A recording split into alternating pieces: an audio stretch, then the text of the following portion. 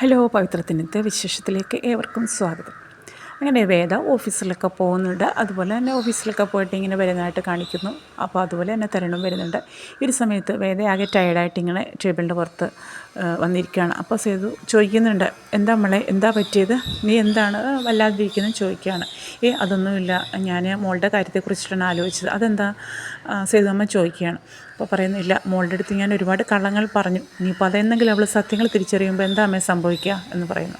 അപ്പോൾ സേതുവും പറഞ്ഞു, അതോർത്ത് മോൾ വിഷമിക്കേണ്ട, മോളുടെ ഭാവിക്ക് വേണ്ടിയല്ലേ, ഞാനും അങ്ങനെയാണെങ്കിൽ മോളുടെ കൂട്ട് തന്നെ കള്ളം പറഞ്ഞിട്ടുണ്ട്. അപ്പോൾ അതിനെന്താണ് തരുന്നത്, ഇനിയിപ്പോൾ സത്യങ്ങൾ അറിയുമ്പോൾ ഒരു കാരണവശാലും മോൾ വിഷമിക്കേണ്ട, അവന് നിനക്കെതിരായിട്ട് അവൻ തിരിയില്ല എന്നൊക്കെ സേതുമ്മ പറയുകയാണ്.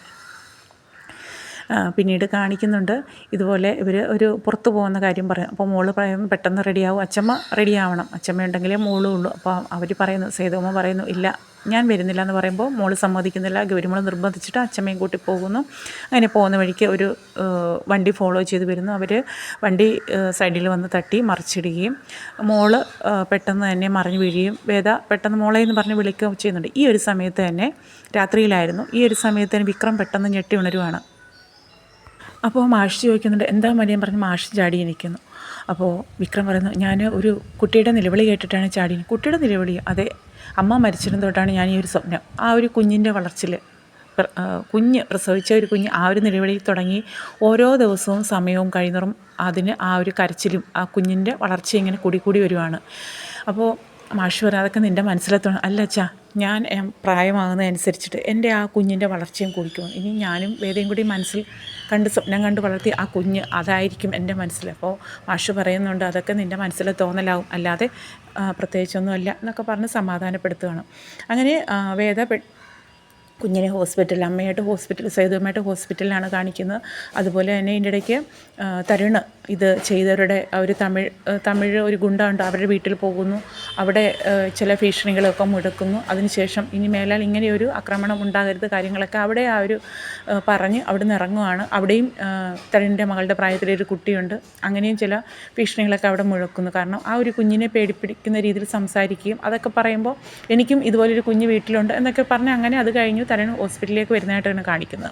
ഹോസ്പിറ്റലിൽ വരുന്ന കുട്ടിയാണെങ്കിൽ തരുൺ അച്ഛനെ കാണണം, അങ്ങനെ ആ ഒരു തരുണിനെ കാണണം എന്നുള്ള ആകെ ഒരു നിർബന്ധത്തിൽ വാശി പിടിക്കുകയാണ്. അപ്പോഴേക്കും തരുൺ ഹോസ്പിറ്റലിലേക്ക് വരുന്നുണ്ട്. അപ്പോൾ തരുണും ആ കുട്ടിയും ആയിട്ടുള്ള ആ ഒരു സ്നേഹം, അത്രയും ആഴത്തിലുള്ള അച്ഛൻ മകൾ ബന്ധം കാണുമ്പോൾ വേദയ്ക്ക് ആകെ വിഷമമാവുന്നുണ്ട് ഒന്നുകൂടി. അപ്പോൾ അങ്ങനെ തരുണും കുട്ടിയെ എടുത്തിട്ട് പുറത്തോട്ട് മിഠായി വാങ്ങിച്ചു തരാം, അതായത് എന്നൊക്കെ പറഞ്ഞ് പുറത്തേക്ക് കൂട്ടിക്കൊണ്ട് പോവുകയാണ്. പിന്നീട് വേദ ഇതുപോലെ പല സന്ദർഭങ്ങളും കുട്ടിയെ കിടന്ന് ഉറക്കുന്ന സമയത്തുമൊക്കെ തരുൺ വന്ന് രാവിലെ കുട്ടിയെ ഉണർത്തി കുളിപ്പിക്കാനൊക്കെ എടുത്തുകൊണ്ട് പോകുന്ന സമയത്തും ഒക്കെ ഇങ്ങനെ തരുൺ വന്ന് നോക്കുകയൊക്കെ എടുക്കുക ചെയ്യുന്നുണ്ട്. അതുപോലെ തന്നെ ഒരു ദിവസം രാവിലെ ഇതുപോലെ വേദ കിടന്നുറങ്ങുകയാണ്, തരുൺ വന്ന് കുട്ടിയെ നോക്കുന്നു. ആ ഒരു സമയത്ത് കുട്ടി അവിടെ ഇല്ല. അപ്പോൾ സേതുവമ്മ എടുത്തുകൊണ്ട് കുളിപ്പിച്ച് ഒക്കെ റെഡിയാക്കി പുറത്തേക്ക് എല്ലാം സ്കൂളിൽ പോകാനായിട്ടെല്ലാം റെഡിയാക്കിയൊക്കെ തരുണിൻ്റെ ഭാഗത്തേക്ക് കൊണ്ടു കൊടുക്കുന്നുണ്ട്. അപ്പോൾ തരുണ കുട്ടിക്ക് പാല് അപ്പോഴേക്കും കിച്ചണിൽ കയറി പാലൊക്കെ കാച്ചി അങ്ങനെ വളരെ സ്നേഹമായിട്ട് പോവുകയാണ് കേട്ടോ. പിന്നെ അതുപോലെ തന്നെ പിന്നീട് കാണിക്കുന്നത് ഇതുപോലെ വിക്രം നാട്ടിലാണെങ്കിൽ വിക്രത്തിന് ഇതുപോലെ ബൈക്കിൽ വരുന്ന സമയത്ത് ആ ഒരു സേതു എന്ന് പറയുന്ന ഒരു പോലീസുകാരനുണ്ടല്ലോ, മനഃപൂർവ്വം ഇതുപോലെ തടഞ്ഞു നിർത്തി, ഹെൽമെറ്റൊക്കെ വെച്ചിട്ടുണ്ടെങ്കിലും തടഞ്ഞു നിർത്തുകയും അതുപോലെ തന്നെ മൊത്തം പരിശോധിക്കണം, ഇനി പഴയതുപോലെ മയക്കുമരുന്നോ എല്ലാം വണ്ടിയിലുണ്ടോ എന്ന് അറിയേണ്ടതായിട്ടുണ്ടെന്നൊക്കെ പറഞ്ഞ് ഫുള്ള് ചെക്കിങ് നടത്തുകയാണ് കേട്ടോ, മനഃപൂർവ്വം കളിയാക്കാൻ വേണ്ടിയിട്ട്. പിന്നെ വിക്രം ഒന്നും പറയാതെ തന്നെ ഒതുങ്ങി നിന്ന് കൊടുക്കുന്നുണ്ട്. അങ്ങനെ ലാസ്റ്റ് വിക്രത്തിൻ്റെ ഡ്രസ്സ് വരെ അഴിപ്പിച്ച് അവർ പരിശോധിക്കുകയാണ്, അത്രമാത്രം കളിയാക്കുന്നു. എന്നിട്ട് ഒരു ബാഗ് ഉണ്ടായിരുന്നു, അതെല്ലാം തട്ടി താഴെ ഇടുന്നുണ്ട്. ലാസ്റ്റ് നുള്ളിപ്പറക്കൊണ്ട് പോകാനാണ് പറയുന്നത്. വിക്രം അത്രയും ക്ഷമിക്കുന്നുണ്ട് കേട്ടോ. അപ്പോൾ മര്യാദയോടുകൂടി തന്നെ വിക്രം അതെല്ലാം നുള്ളിപ്പറക്കി എടുത്ത് പോകുന്നുണ്ട്. എല്ലാവരുടെയും ആൾക്കാരുടെയൊക്കെ മുന്നിൽ വെച്ചിട്ടാണ് ചെയ്യുന്നത്. എന്നിട്ട് അതിന് ശേഷമാണെങ്കിൽ പിന്നീട് ഇതുപോലെ പൊടി സാധനങ്ങളൊക്കെ പൊടിപ്പിച്ച് അത് മില്ലിൽ ആ ഒരു കച്ചവടമാണല്ലോ, ആ സമയത്ത് വണ്ടിയിലേക്ക് സാധനം കയറ്റുന്ന സമയത്ത് അവിടേക്ക് ശ്രീകാന്തും ഈ പോലീസും എല്ലാം കൂടെ വന്നിട്ട് ഒന്ന് ചെക്ക് ചെയ്യണം. ഇതുപോലെ ഏട്ടനും ഇപ്പോൾ വർഷങ്ങളായിട്ട് ആ ഒരു ബിസിനസ്സാന്ന് പറയുമ്പോൾ നിൻ്റെ ഇപ്പോൾ പുറത്തിറങ്ങിയ അനിയന് മറ്റൊരു ബിസിനസ് ഉണ്ടായിരുന്നല്ലോ നേരത്തെ, അപ്പോൾ അതുപോലെ എന്തെങ്കിലും വണ്ടിയിൽ വെച്ചിട്ടുണ്ടോ എന്ന് പറഞ്ഞ് അവിടെയും വന്ന് പ്രശ്നം ഉണ്ടാക്കുന്നു. ലാസ്റ്റ് വിക്രത്തിൻ്റെ ലക്ഷണം മാറുകയാണ്. ഇനിയിപ്പോൾ ശ്രീകാന്തിൻ്റെ അടുത്ത് പറയുന്നുണ്ട്, വേദ എന്തെങ്കിലും തിരിച്ചു വരും എന്നുള്ളൊരു ഉദ്ദേശത്തിൽ മാത്രമാണ് ഞാൻ ഇത്രയും ക്ഷമിക്കുന്നത്, അല്ലെങ്കിൽ നിന്നെ ശരിയാക്കിയെന്നൊക്കെ പറയുകയാണ് കേട്ടോ, പഴയതുപോലെ. അതുപോലെ പോലീസ് ഓഫീസർ പറയുന്നുണ്ട്, പണ്ട് ഇനിക്കാൻ വയ്യാതെ താൻ ബെഡിൽ കിടന്ന ഓർമ്മയുണ്ടല്ലോ, അതുപോലെ ഒരു അവസ്ഥയിലാക്കാൻ എനിക്ക് ഇനിയും മടിയില്ല, ഞാൻ ഒതുങ്ങിയെന്നൊട്ടും പ്രതീക്ഷിക്കേണ്ട. അതുപോലെ ശ്രീകാന്തിൻ്റെ അടുത്തും പറയുന്നുണ്ട് കേട്ടോ. അപ്പോൾ ശ്രീകാന്ത് ഒന്ന് പേടിക്കുകയാണ്. പെട്ടെന്ന് ശ്രീകാന്ത് വണ്ടി എടുത്തങ്ങ് പോകുന്ന കാണുമ്പോൾ കൂട്ടിക്കൊണ്ട് വന്ന ആൾ പോയി, ഇനി നിങ്ങൾക്കും എങ്ങനെയാണ് നിൽക്കുന്നോ പോകുന്നതെന്ന് ചോദിക്കുകയാണ് കേട്ടോ. പെട്ടെന്ന് തന്നെ പോലീസുകാരനും അതേപടി തന്നെ എല്ലാവരും ചെക്കിംഗ് ഒക്കെ ഒഴിവാക്കി അങ്ങ് പോവുകയാണ്. അപ്പോൾ വിശ്വം അതിശയിക്കുകയാണ്, എന്താണ് നീ എന്താ പറയാൻ ചോദിക്കുന്നത്? ഏട്ടൻ അതൊന്നും ഓർത്ത് വിഷമിക്കണ്ട. അപ്പോൾ മാഷ് അതുപോലെ തന്നെ ആ വണ്ടി എടുത്തിട്ട് പോകുന്നുണ്ട്. അപ്പോൾ മാഷിനടുത്ത് പറയുന്നുണ്ട്, മാഷ് ഒന്നും അറിയുന്നില്ല, വീട്ടിലൊന്നും അറിയിക്കാതെയാണ് കാര്യങ്ങൾ. ഈ ഒരു സമയത്ത് അതുപോലെ തന്നെ അങ്ങനെ പരിഹാരം കണ്ടു കഴിഞ്ഞിട്ട് അതുപോലെ തന്നെ വിക്രത്തെ ഒറ്റയ്ക്ക് കൈ കിട്ടുന്ന സമയത്ത് കുറച്ച് ഗുണ്ടകളെ ഏർപ്പാട് ചെയ്തിട്ട് വിക്രത്തെ അടിച്ച് വീഴ്ത്തുകയൊക്കെ ചെയ്യുന്നുണ്ട് കേട്ടോ. ഒരുപാട് ഒരു മാഷുമായിട്ട് കടയിൽ സാധനം വാങ്ങാൻ വരുന്ന സമയത്തായിരുന്നു പെട്ടെന്ന് മാഷിങ്ങനെ ഓടി വരികയും മോനെ വിടാനൊക്കെ പറയുന്നുണ്ട്, പക്ഷെ കേൾക്കുന്നില്ല. അങ്ങനെ വിക്രം ആ ഒരു ഗുണ്ടകളെയൊക്കെ ഇടിച്ച് വീഴ്ത്തുന്നു. ഒപ്പം ശ്രീകാന്തും ഉണ്ടായിരുന്നു, ശ്രീകാന്താണ് അവരെ കൂട്ടിക്കൊണ്ട് വന്നത്. അങ്ങനെ ഒരു വിഷയം നടക്കുന്നുണ്ട്. അപ്പോൾ അങ്ങനെ കൂടുതൽ ശല്യമായ സമയത്ത് വിക്രമും മാഷുമായിട്ട് തീരുമാനിക്കുകയാണ് അവിടുന്ന് മാറി താമസിക്കാം. പക്ഷേ അപ്പുമോൾ സമ്മതിക്കുന്നില്ല. അപ്പോൾ പറയുന്നു, മോൾക്ക് ഇനിയിപ്പോൾ എൻട്രൻസ് അതിൽ ഒരു പരീക്ഷയ്ക്കൊക്കെ അതിനൊക്കെ പരീക്ഷയും കാര്യങ്ങളൊക്കെ സ്വസ്ഥമായിട്ടിരുന്ന് പഠിക്കണം. അപ്പോൾ അപ്പുമോളുടെ ഭാവിയെ ഓർത്തും അങ്ങനെ പ്രശ്നങ്ങളൊക്കെ ഇനിയിപ്പോൾ ഉണ്ടാകാൻ പാടില്ല. അതുപോലെ സമാധാനമായിട്ട് ജീവിച്ചു വരുന്നു. അപ്പം ഞാനിവിടെ നിന്ന് കഴിഞ്ഞാൽ അവരിനിയും പ്രശ്നത്തിന് വരും. അപ്പോൾ അതുകൊണ്ട് ഞങ്ങൾ മറ്റൊരിടത്തേക്ക് മാറുന്ന കാര്യത്തെക്കുറിച്ചിട്ട് പറയുകയാണ്. പക്ഷെ അപ്പുമോൾ സമ്മതിക്കുന്നില്ല. എന്നെ ഓർത്തിട്ടാണോ ഇളയച്ചൻ ഇവിടുന്ന് മാറുന്നത്? അപ്പോൾ ഇടയ്ക്ക് ഇതുപോലെ കാണിക്കുന്നുണ്ട്, അപ്പുമോൾ ഹോളിലാണ് കിടക്കുന്നത്. അവിടെ ചുണ്ടോടി കിടക്കുന്ന വിക്രത്തിന് ഭയങ്കര ഒരു വിഷമമാവുന്നുണ്ട്, പ്രൈവസി കിട്ടുന്നില്ല മോൾക്ക്. അപ്പോൾ അതുകൊണ്ട് നേരത്തെ തന്നെ ഇവർ സൂചിപ്പിച്ചിട്ടുണ്ടായിരുന്നു, സംസാരിച്ചിട്ടുണ്ടായിരുന്നു. അങ്ങനെ ലാസ്റ്റ് വിശ്വത്തെ പറഞ്ഞ് സമ്മതിപ്പിച്ചിട്ടാണ് വിക്രം ഈ ഒരു തീരുമാനം അറിയിക്കുന്നത്. അങ്ങനെ ഇനിയിപ്പോൾ എന്തായാലും വിശ്വേട്ടൻ അതിനെഴുതിയിരിക്കില്ല, ഞാൻ കാരണങ്ങളെല്ലാം ആദ്യമേ പറഞ്ഞ് സമ്മതിപ്പിച്ചിട്ടുണ്ടായിരുന്നു. അപ്പോൾ മോൾ സമ്മതിക്കണം. ഇതുപോലെ ഇളയച്ചനും മുത്തച്ഛനും കൂടെ ഇവിടെ ഇങ്ങനെ മാറുവാണ്. അങ്ങനെ പറഞ്ഞ് സമ്മതിപ്പിച്ച് ശ്രീജയ്ക്കൊക്കെ ഭയങ്കര വിഷമമാണ്. അവരങ്ങനെ മറ്റൊരു വീട്ടിലേക്ക് ഇങ്ങനെ പോകുന്നതായിട്ട് കാണിക്കുകയാണ്. അതുപോലെ തന്നെ തരുണിന് അവിടെ ഈ മോളുടെ കാര്യത്തെക്കുറിച്ച് ഭയങ്കര ഒരു ടെൻഷനും വിഷമമൊക്കെ ആവുന്നുണ്ട്. അപ്പോൾ സേതുവമ്മ എടുത്ത് പറയുന്നു, നമുക്ക് നമ്മുടെ നാട്ടിലേക്ക് പോയാലോ? അപ്പോൾ അതെവിടെ? തിരുവനന്തപുരത്തേക്കൊന്ന് ചോദിക്കുകയാണ്. അതിന് മുന്നേ തന്നെ ഇതിന് ഇടയിൽ സേതുവമ്മ വളരെ ഒരു വലിയ ചതിയാണ് ചെയ്യുന്നത്. കാരണം ശങ്കരനാരായണൻ സാറ് വേദിയുടെ ഫോണിലേക്ക് വിളിക്കുന്ന സമയത്ത് ആ സേതുലക്ഷ്മി കാണുകയാണ് ആ ഒരു കോള്. പെട്ടെന്ന് തന്നെ സേതുലക്ഷ്മി ആ കോൾ എടുക്കുകയാണ്. അപ്പോൾ അച്ഛൻ കോള് കാണുന്നു, എടുത്തിട്ടൊന്നും മിണ്ടുന്നില്ല. അപ്പോൾ സാറ് അയാൾ ശങ്കരനാരായണൻ പറയുന്നത് വെച്ച് കഴിഞ്ഞാൽ, മോളെ ഞാനൊരു വിവരം പറയാനായിട്ട് വിളിച്ചത്, വിക്രം ജയിലിൽ നിന്ന് പുറത്തിറങ്ങിയിട്ടുണ്ട്. അപ്പോൾ മോൾക്കിനി നാട്ടിൽ വരണമെങ്കിൽ ഉറപ്പായിട്ടും വരാം, പ്രശ്നങ്ങളൊക്കെ സോൾവ് ആയിട്ടുണ്ട്, എന്താ മോളുടെ തീരുമാനം എന്നാണ് ചോദിക്കുന്നത്. അപ്പോൾ തിരിച്ച് അവിടുന്ന് മറുപടിയൊന്നും കിട്ടുന്നില്ല. അപ്പോൾ ലാസ്റ്റ് ഇതെല്ലാം കാര്യങ്ങളെല്ലാം കേട്ട് കഴിഞ്ഞപ്പോൾ സേതുമ്മ പറയുന്നു, ഇത് ഞാനാ, വേദയല്ല. അതാര്? അത് എൻ്റെ മകൻ്റെ ഭാര്യയാണ് വേദ. അവളുടെ വിവാഹം കഴിഞ്ഞോ? അതെ, അവളുടെ വിവാഹം കഴിഞ്ഞു, ഇപ്പം മറ്റൊരാളുടെ ഭാര്യയാണ്. അപ്പോൾ വേദയുടെ ആ കുഞ്ഞ് എന്നേ ആ കുഞ്ഞ് മരിച്ചു. പിന്നെ വേദയുടെ ഒപ്പമുള്ള കുഞ്ഞ്, അത് എൻ്റെ മകൻ തരുണിൻ്റെ കുഞ്ഞാണ്, വേദയൊപ്പം വളർത്തുന്നത്. ആ ഒരു അവസ്ഥയിൽ അങ്ങനെ ചെയ്യേണ്ടി വന്നു.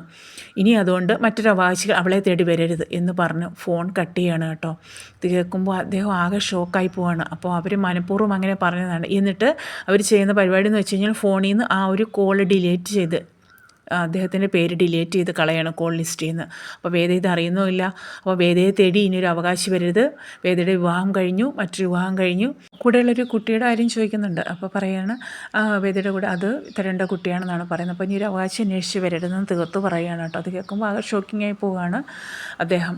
അങ്ങനെ ഫോൺ കട്ട് ചെയ്യാണ്. അതിനുശേഷം അവർ ആ കോൾ ലിസ്റ്റിൽ നിന്ന് ആ ഒരു പേര് ഡിലീറ്റ് ചെയ്ത് കളയുകയാണ്. അപ്പോൾ വേദ ഇതൊന്നും അറിഞ്ഞില്ല, വേഗം ആകെ ടെൻഷൻ അടിച്ചിട്ടിരിക്കുകയാണ്. കാരണം തൻ്റെ മകളുടെ പിതൃത്വം ഇങ്ങനെ മാറിപ്പറഞ്ഞാൽ ആ ഒരു ടെൻഷൻ. അപ്പോൾ അമ്മ പറയുന്നുണ്ട്, അതിൽ ഞാനും തെറ്റുകാരിയാണ്. പിന്നെ അത് മാത്രമല്ല, ഇപ്പോൾ അവളൊരു പോലീസുകാരൻ്റെ മകളായിട്ടാണ് വളരുന്നത്. ഇനി ഒരു ജയിൽപ്പുള്ളിയുടെ മകളാണെന്ന് പറയുമ്പോൾ അവൾക്ക് ചിലപ്പോൾ അത് മാനസിക ബുദ്ധിമുട്ടുണ്ടാക്കും. അതുകൊണ്ട് അവൾ കുറച്ചുകൂടി വലുതാവട്ടെ, അതിനുശേഷം നമുക്ക് കാര്യങ്ങളൊക്കെ പറഞ്ഞ് മനസ്സിലാക്കാം എന്നൊക്കെ പറയുകയാണ്. അതുപോലെ തന്നെയാണെങ്കിൽ തരുണാണെങ്കിൽ കുട്ടിയെ ഇനിയിപ്പോൾ കുട്ടിയുടെ സുരക്ഷയ്ക്കായിട്ട് ഇവിടെ ഇങ്ങനെ ഒരു അറ്റാക്ക് ഉണ്ടായ സ്ഥിതിക്ക് അവളെ നാട്ടിലേക്ക് മാറ്റാൻ അങ്ങനെ ഒരു പ്ലാനിങ് ഒക്കെ നടത്തുന്നുണ്ട് കേട്ടോ. അതുപോലെ തന്നെ പിന്നീട് കാണിക്കുകയാണ്, വിക്രത്തിനും ഇതുപോലെ ഒരു അറ്റംപ്റ്റ് ഉണ്ടാകുന്നല്ലോ നാട്ടിൽ വെച്ച്. അപ്പോൾ ഇനി അവർ മറ്റൊരു വീട്ടിലേക്ക് മാറി താമസിക്കുന്നതായിട്ട് പറയുന്നുണ്ട് പിന്നീട് കാണിക്കുന്നത്. മാഷും വിക്രവും മറ്റൊരു വീട്ടിലേക്ക്. അവിടെ ഒരു അച്ഛനും മകളും മാത്രമേ ഉള്ളൂ. ആ ഒരു വീടിൻ്റെ ഒരു 2 പാർട്ടായിട്ടാണ്. ഒറ്റ ഒരു വാതിൽ അങ്ങോട്ട് ക്ലോസ് ചെയ്ത് കഴിഞ്ഞാൽ 2 അതുപോലെ അതിൽ തുറന്നിട്ട് കഴിഞ്ഞാൽ ഒരുമിച്ച്. അങ്ങനെ ഇപ്പോൾ അതിലൊരു പാർട്ട് ഇവർക്ക് വാടകയ്ക്ക് കൊടുക്കുകയാണ് കേട്ടോ. അങ്ങനെ സാധനങ്ങളൊക്കെ കൊണ്ട് നിറക്കുന്നുണ്ട്. അപ്പോൾ കൂടുതൽ സാധനങ്ങളൊന്നുമില്ല, ബാക്കി വീട്ടിലുള്ളത് ഉപയോഗിക്കാമെന്ന് പറയുന്ന ഒരു മാഷും ഇതുപോലെ ഒരു അച്ഛനും മകളും മാത്രമേ ഉള്ളൂ. അപ്പോൾ മകളുടെ പേര് ആത്മജ. അപ്പോൾ ആ കുട്ടിക്ക് വിക്രത്തെ കാണുമ്പോൾ തന്നെ ഒരു താല്പര്യം ഒക്കെ ആയിട്ട് കാണിക്കുന്നുണ്ട്. പിന്നെ വിക്രത്തോട് പറയുന്നുണ്ട്, ഞാൻ ഒരു ആരാധിക എന്നുള്ള മട്ടിൽ ഞാൻ സോഷ്യൽ മീഡിയയിൽ ഇപ്പോൾ ഇങ്ങനെയൊരു വീഡിയോസൊക്കെ കണ്ടിട്ടുണ്ടായിരുന്നു. 5 വർഷം നിരപരാധി ഒരാൾ ജയിലിൽ കിടന്നിട്ട് പുറത്തിറങ്ങില്ലേ, അപ്പോൾ അതിൻ്റെ ഒരു അറ്റാച്ച്മെൻറ്റൊക്കെ ആ ഒരു കുട്ടിക്ക് കാണിക്കുന്നുണ്ട്. അതുപോലെ അവർ തമ്മിൽ ഭയങ്കര സുഹൃത്താവുന്നുണ്ട്. അവർ മാഷും അയാളും കൂടെ പോയി സാധനങ്ങളൊക്കെ വാങ്ങി വരികയൊക്കെ ചെയ്യുന്നുണ്ട്. അപ്പം വിക്രം രാവിലെ പാചകം ചെയ്യുന്നു. ആ ഒരു സമയത്ത് ആ ഒരു കുട്ടി കടലക്കറിയൊക്കെ കൊണ്ടുവന്ന് കൊടുക്കുന്നു. ആദ്യമായിട്ട് വീട്ടിൽ വന്ന് താമസമായതല്ലേ, അങ്ങനെയൊക്കെ ഒരു കാര്യങ്ങളൊക്കെ കാണിക്കുകയാണ്. പിന്നെ അതുപോലെ തന്നെ വേദയും തരുണും കുട്ടിയും കൂടെ നാട്ടിലേക്ക് താമസം മാറുന്നു.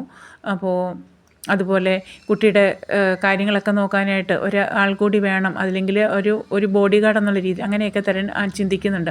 അങ്ങനെ പിന്നീട് കാണിക്കുന്നത് തരൺ നമ്മുടെ ഒരു പോലീസ് ഓഫീസർ വിക്രത്തെ എല്ലാം സപ്പോർട്ട് ചെയ്ത് കൊടുത്ത ഒരു police officer, retired police officer, അദ്ദേഹത്തെ കാണാനായിട്ട് പോകുന്നുണ്ട്. അപ്പോൾ തരുണിൻ്റെ അച്ഛൻ്റെ സുഹൃത്താണ്. അപ്പോൾ കണ്ടപ്പോൾ അയാൾ ആ നാട്ടിലെത്തിയെന്ന് ചോദിക്കുന്നു. ഞാനിപ്പോൾ ഇവിടെ ഉണ്ട് സാറേ. പിന്നെ അതുപോലെ തന്നെ എനിക്ക് എൻ്റെ വൈഫും മോളും അമ്മയും വന്നിട്ടുണ്ട്. അപ്പോൾ വൈഫ് സബ് കളക്ടറാണെന്ന് പറയുന്നത്. അതുപോലെ മോളും അമ്മയും മാത്രമേ ഉള്ളൂ. അപ്പോൾ അവർക്ക് ഞങ്ങൾ തിരിച്ചു പോകുമ്പോൾ ഒരു കുട്ടിയുടെ കാര്യം കൂടെ പോകാനും എപ്പോഴും അവളോടൊപ്പം ചിലവഴിക്കാൻ ഒരാൾ എന്നുള്ള രീതിയിൽ. അപ്പോൾ അങ്ങനെയാണെങ്കിൽ ഒരു എന്നുള്ള മട്ടിൽ അങ്ങനെ നിർത്തിക്കൂടെയും ചോദിക്കും. അതല്ല, അവൾക്കൊരു പ്രൊട്ടക്ഷൻ കൊടുക്കുന്ന ഒരാൾ എപ്പോഴും അവളുടെ കൂടെ ഉണ്ടാവണം, കളിക്കുമ്പോഴും പോകുമ്പോഴും വരുമ്പോഴും സ്കൂളിലൊക്കെ ഒരു കെയർ ടേക്കർ എന്നുള്ള രീതിയിൽ. അപ്പോൾ അങ്ങനെ ഒരാളിനെ വേണം എന്നൊക്കെ പറയുകയാണ്. അപ്പോൾ അദ്ദേഹം പറയുന്നുണ്ട്, ഞാൻ നോക്കാം. അപ്പോൾ അദ്ദേഹം മനസ്സിൽ കാണുന്നത് വിക്രത്തെയാണ് കേട്ടോ. വിക്രത്തിന് ഒരു ജോലിയും ഇല്ലാതെ നിൽക്കുമല്ലേ. അപ്പോൾ വിക്രത്തിൻ്റെ അടുത്ത് ഈ ഒരു കാര്യം പറയുമ്പോൾ വിക്രം പറഞ്ഞു, ആ ഒരു ജോലി വേണ്ട എന്നുള്ള മട്ടിൽ മാഷിനും താല്പര്യമില്ല. അപ്പോൾ ഇപ്പോൾ കൂടുതൽ പഠിത്തവും വിദ്യാഭ്യാസവും ഒക്കെ ആയിട്ടുണ്ടല്ലോ വിക്രത്തിന്. അപ്പോൾ അതനുസരിച്ചൊരു ജോലി. അപ്പോൾ മറ്റേ ആ ഒരു കൂടെയുള്ള ആളോട് പറയുന്നു, ആ ജോലി നിഷേധിക്കേണ്ട. കാരണം മാഷും പറയുന്നുണ്ട്, ചിലപ്പോൾ അയാളുടെ കൂടെ നിന്നാൽ അത്രയും വിദ്യാഭ്യാസമൊക്കെ ഉള്ളതുകൊണ്ട് മറ്റൊരു ജോലിക്ക് ചാൻസ് ഉണ്ട്, ഒരു പോലീസ് ഓഫീസർ കൂടിയല്ലേ. അപ്പോൾ വിക്രത്തിന് മറ്റൊരിടത്ത് ചെന്നാൽ ഇങ്ങനെയൊരു ബാക്ക്ഗ്രൗണ്ടൊക്കെ ഉണ്ടെങ്കിൽ ചിലപ്പോൾ ജോലിക്ക് ബുദ്ധിമുട്ടാവും. ഇതാകുമ്പോൾ പോലീസിൻ്റെ സപ്പോർട്ടുള്ളത് കൊണ്ട് അത് ബുദ്ധിമുട്ടുണ്ടാവില്ല. അപ്പോൾ അങ്ങനെയൊക്കെ പറയുന്നു. അപ്പോൾ മാഷിനെ ഒറ്റയ്ക്കാക്കിയിട്ട് എങ്ങനെയാണ് പോകുന്നത് ചോദിക്കുമ്പോൾ സമയത്ത് മറ്റേ ആൾ പറയുന്നുണ്ട്, ഞങ്ങളിവിടെ ഉണ്ടല്ലോ, ഞങ്ങൾ കൂടെ സംസാരിക്കാൻ നമുക്കങ്ങ് കൂടാന്നേ. അപ്പോൾ കുട്ടി പറയുന്നു, ഒരു ധൈര്യമായിട്ട് പൊയ്ക്കോളൂ, ഞാൻ നിങ്ങൾ മൂന്നുപേരുടെ ഇവിടെ കാര്യങ്ങളൊക്കെ നോക്കിക്കോളാം, ഞങ്ങളുണ്ടല്ലോ ഇവിടെ, മാഷിനെ ഞങ്ങൾ നോക്കിക്കോളാം എന്ന് പറയുകയാണ്. അങ്ങനെ വിക്രം അങ്ങനെ ആ ഒരു ജോലിക്ക് പോകാനായിട്ട് തീരുമാനിക്കുന്നത് മറ്റൊന്നുമല്ല, തൻ്റെ സ്വന്തം മകളുടെ കൂടെയാണ് താൻ ചിലവഴിക്കാൻ പോകുന്നത്. അവളുടെ സംരക്ഷണമാണ് താൻ ഏറ്റിരിക്കുന്നത്. അതൊന്നും വിക്രം അറിയുന്നില്ല കേട്ടോ. അപ്പോൾ അങ്ങനെയൊക്കെയുള്ള രംഗങ്ങളാണ്. അതുപോലെ തന്നെ വിക്രത്തിൻ്റെ അടുത്ത് പറയുന്നുണ്ട് ഒരു പോലീസ് ഓഫീസർ, അദ്ദേഹത്തിൻ്റെ ഭാര്യ സബ് കളക്ടർ. അപ്പോൾ അതും പറയുന്നു വേദയാണെന്ന് കൂടി വിക്രം അറിയുന്നില്ല. അപ്പോൾ അങ്ങനെയൊക്കെയുള്ള രംഗങ്ങളാണ് ഇനിയിപ്പോൾ നമുക്ക് കാണാനായിട്ട് കഴിയുന്നത്. അങ്ങനെ വിക്രവും സ്വന്തം മകളായ ഗൗരിയും ഒരുമിച്ചാണ് ഇനിയിപ്പോൾ. പക്ഷേ ഇതൊന്നും അറിയാതെയാണ് വേദ. തരുണും ഇതൊന്നും അറിയുന്നില്ല. അപ്പോൾ അങ്ങനെയൊക്കെയുള്ള ഭയങ്കര ആകാംക്ഷഭരിതമായ നിമിഷങ്ങളൊക്കെയാണ് ഇനിയിപ്പോൾ പവിത്രത്തിൽ കാണുവാനായിട്ടുള്ളത്. അപ്പോൾ ഉറപ്പായിട്ടും കാണാൻ മിസ് ചെയ്യരുത്, കണ്ട് സപ്പോർട്ട് ചെയ്യുക. അതുപോലെ ഇതൊരു കുഞ്ഞു ചാനലാണ്, പുതിയ പ്രൊമോ വിശേഷങ്ങളായിട്ട് ഇനിയും വരുന്നതായിരിക്കും. ഒന്ന് കണ്ട് സപ്പോർട്ട് ചെയ്യുക, ലൈക്ക് ചെയ്യുക. അതുപോലെ തന്നെ സബ്സ്ക്രൈബ് ചെയ്യാതെ കാണുന്ന കൂട്ടുകാർ പ്ലീസ് ചാനൽ ഒന്ന് സബ്സ്ക്രൈബ് ചെയ്തുകൊണ്ട് സപ്പോർട്ട് ചെയ്യണേ. ഓക്കെ.